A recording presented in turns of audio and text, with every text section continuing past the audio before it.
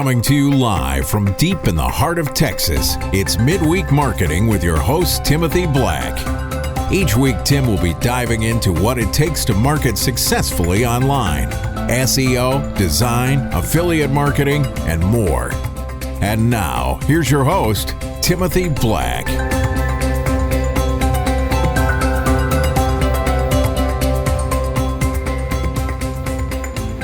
Hello and welcome to episode 11 of Midweek Marketing. This is your host, Timothy Black, and this episode we'll be talking about testimonials and getting testimonials and their effect on businesses for you or your client. But first, if you've not done so yet, please subscribe to us on iTunes or Stitcher or SoundCloud or Google Play or whatever your favorite podcastery place is. Okay, so this week, testimonials. This kind of dovetails sort of onto reputation management. Reputation management is more about two things. It's kind of like reverse SEO if you're trying to push a bad mention down to page 2 or 3 about maybe a news incident for you or a client. Hard to do, expensive. And then the other thing to do is to help a client go out and get more reviews online. And that's things like Yelp, Google. And last time you'll remember I mentioned Facebook, which doesn't really carry that much weight. Facebook reviews don't carry a lot of weight. But go out and check episode 9 to refer to that. Anyway, this week we're going to talk more about testimonials, which is sort of the same thing. They're reviews, but they're on the property you own. In other words, it's hard to control what people are going to put on Yelp, but you can have a testimonial page on your own site. So say one of your clients is a lighting store. I used to have a lighting store client here in Houston, and getting reviews really helped him, and getting testimonials really helped him rank well on Google. So a word of warning, it was the case, and I'm not going to say it's not the case anymore. I think it's still the case. I'll double check. But that word testimonial is kind of a hype word. It's kind of a hype or marketing word, and Google doesn't like, they call them stop words. There's a whole bunch of them. But the word testimonial, it's probably good not to have a page or something called testimonial on your site. Like, so say you've got a client that has a flooring store or nail shop. I always say nail shop, or whatever it is, whatever your client may be. It's good to have stuff like customer voices or hear what our customers say or client feedback, stuff like that if you're a lawyer. There's other words you can use that people can get on there and rave and rant and say good things about you, but I would sort of not use that word. I'm using it for the title of this episode. I'm using it for reference, but when it comes down to it, like on your properties that you own, I would kind of stay away from the word testimonial.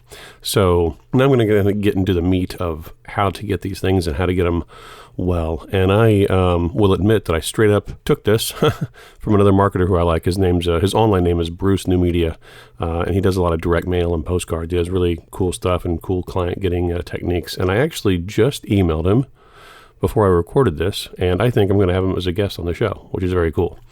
So he might be my first or second interview on here, and that's another thing I want to do is get some guys on here who are building really good internet marketing businesses, whether they're, like I've told you before, affiliate, they sell for other people and get a piece, or they create their own products and they get money for that, or they have clients. And a lot of these guys do a blend of all that. They'll service some clients, like higher end clients, and then make products and reviews and stuff like that. It's kind of cool. So he wrote an email last week and said, people ask me how to get testimonials, either for them because they're just starting out, or for their clients who also might just be starting out and need help with internet marketing. He's like, use this if you want to. So I'm going to kind of use it and paraphrase it because it's really good information. And it's stuff I knew, but just to see somebody go boom, boom, boom, boom, boom, here it is. So what Bruce was saying was, these are pretty good techniques. Number one is if you're new, like say you just started your own consulting business, or let's say you just started, an auto repair shop and you need some feedback, you need some testimonials. Well, one of the first things you can do is offer to maybe do a service in exchange for a testimonial. Like, so maybe you'll create a nice graphic for somebody, or you'll install their WordPress, or you do some good work for them. They're just starting out. Or if you're just starting out, like I said, you do their graphics, whatever, and they give you feedback and you put that on your site, or you do something for them, or, they do something for one of their customers and they start getting feedback that way. I just talked to a gentleman that started an auto shop, and he's trying to get his marketing and stuff, and he's already had like one crazy person reviewing it. And I was like, don't worry about it, man. Just keep on keeping on, man. It's almost better not to have all positive reviews, because that's kind of fishy. Like, why does this place have 50 5-star reviews. It's actually more natural to not please everybody. So it's no big deal to get a bad one, but just kind of pursue and keep getting good ones. And again, this is kind of blending with rep management. Like you can't control what people say on Yelp, but you can control your own property. And so put those good ones. You can cut and paste it and take stuff off Google or Facebook and put it on your own page. Nothing bad about that. Good to cite it though. So that's number one. When you're new, offer to do small projects or small services in exchange for it. And then this one is key. And this also dovetails with another client of mine who's got an accounting bookkeeping firm. And we're in a networking group together. And I told her, it's like, that's not going to work. I'll help you get more testimonials and stuff like that. But she just asked for them. She sent like 30 people emails in this networking group we're in, and literally nobody responded. And she's like, I can't believe nobody responded. I was like, yeah, people are terrible. They're not. You ask 50 people to do something, you might get one. That's just kind of how it is. So this trick is really good. You actually write your own testimonial. I know it's kind of awkward, but you write your own testimonial and say, you talk about the service you provided, and then you show it to the person and say, can I get you to write this? Are you cool with this? What am I trying to say? Write it off, right? Get their okay. I don't know. My metaphors are goofy right now. Anyway, you write the testimonial that you would want yourself, and then you get their okay and approval, and then you put their name on it. So something else. If somebody says something good about you, ask them right then and there. Another trick is, this is always good. You have your iPhone on you and just ask for a recording. Say, man, would you just record maybe a 10 or 15 or 30 second review? And then you go to Fiverr and get that transcribed and put that on there too. And then the other thing you can do, this is another good trick from Bruce, is you give them a testimonial first. And that's what my friend Lisa was doing, the one with the bookkeeping firm. She goes, I should just leave them reviews first, and then they'll give them back to me. It's like, yeah, that's actually probably way more effective, because it's kind of that tit for tat thing. People feel indebted to you for doing that. So those are some tips. Let me go over those again. If you're brand new, or your client's brand new, offer to do something for free in exchange for that testimonial. People hate writing, so just write one out for them. And I'll tell you in a second, too, how to write a really good testimonial, like the ideal testimonial. Write it for them and get their approval, and then put their name on it. I would also say this, too. When you have, like, Bob F., that's not great. I mean, you want a little something, maybe a picture of them, or, you don't put their names so they don't want their names, but, a picture of them. Bob F., Sugarland, Texas. That makes sense if your business is in Sugarland, Texas, for instance.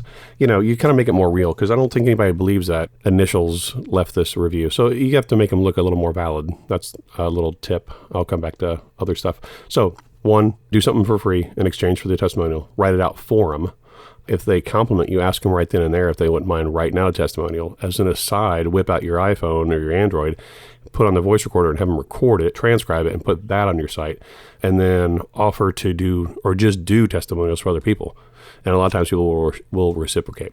So real quick, and this is something I learned quite a few years ago about how to get a good testimonial, or what the ideal testimonial is. And it's something like this. I'm paraphrasing. It is, I didn't really want to use this service. I didn't think it was going to work for me, but I decided to go ahead and do it anyway. And it turns out to be the best thing I ever did. I would recommend that my mother do it. That's kind of the psychology. And you kind of tweak that to your industry, or, you word that seems right for your industry or your client. But that's kind of like 4 parts. I didn't really want to, but that's number 1. But then I decided, yes, I would give this a shot, because, they had a good guarantee or whatever. You can kind of tweak these. But the 4 elements are, I wasn't going to use this service. I went ahead and decided to do it anyway. Oh my gosh, best thing ever. I would recommend it to X. See, that's kind of the perfect testimonial. If you can kind of guide people to do that, or when you rate these out for people and then you get them to sign off on it. That's what I was trying to say. Get them to sign off on it. I was saying write off. Oh, geez. Anyway, those are the things. So just to wrap one more time, this is how you or your clients get testimonials. Number 1, don't use the word testimonial on your site. Number 2, offer to do something in exchange for the testimonial. Number 1. Number 2 is to write it out, get their approval. If they say something nice, right then and there, ask for it. If they don't want to write it, you can record it.